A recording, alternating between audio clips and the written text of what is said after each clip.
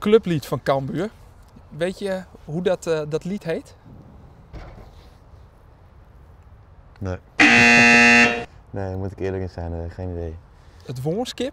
Nee, wist ik niet. Nee? Nee. Hij is nog maar een man in oud, dus we nemen het hem net in kweer. Robert Schilder is een van de nieuwe Cambuur-spelers. Door een blessure speelde er nog geen wedstrijd, maar dat moment komt heel dicht dichterbij.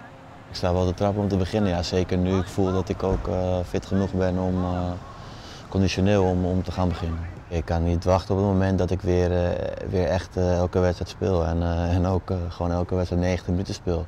Kijk, dat zal misschien nog even duren, maar ik kan niet wachten tot het weer gaat beginnen. Deze week neemt Schilder nog wat gas weer om en traint hij apart van de groep.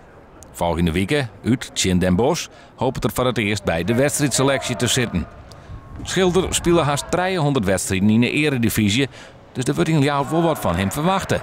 Ben jij de verlosser bij Cambuur? Nou nee, zo zou ik het niet willen omschrijven, nee zeker niet. Maar ik hoop wel natuurlijk uiteindelijk mijn steentje bij te dragen aan een toch wel een opmars die we moeten gaan maken. En dat is nedergek, want na 9 wedstrijden zit Cambuur op het 12e plak.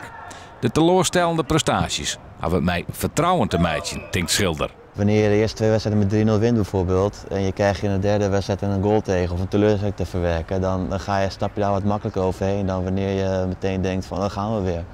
En daarom denk ik dat het belangrijk is dat er een keer een serie wordt neergezet, 2 overwinningen achter elkaar en dan ga je de 3e wedstrijd met toch wat meer vertrouwen nog tegemoet.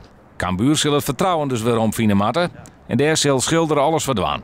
Een nieuwe club budget voor hem ook een nieuwe wemplak. Het bevalt me erg goed. Ik woon echt in de binnenstad en ik vind het een mooi centrum, een oud centrum. Het is me erg meegevallen moet ik zeggen. Ik heb wel het gevoel dat ik op mijn plek ben daar.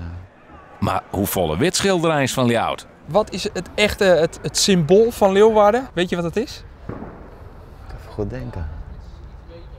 Nee, bij me van niet. Als ik zeg de Oldenhoven, zegt dat je wat? Ik ken die garage op de Schuine Toren, is dat of niet? Ja. De markt, ja, wel ja. Ja, dat pleintje ken ik wel en die toren ook. En daar is de huldiging geweest zeker. Nou, red ik me er toch nog goed uit, dacht ik. Meer quizvragen vind je op uw website.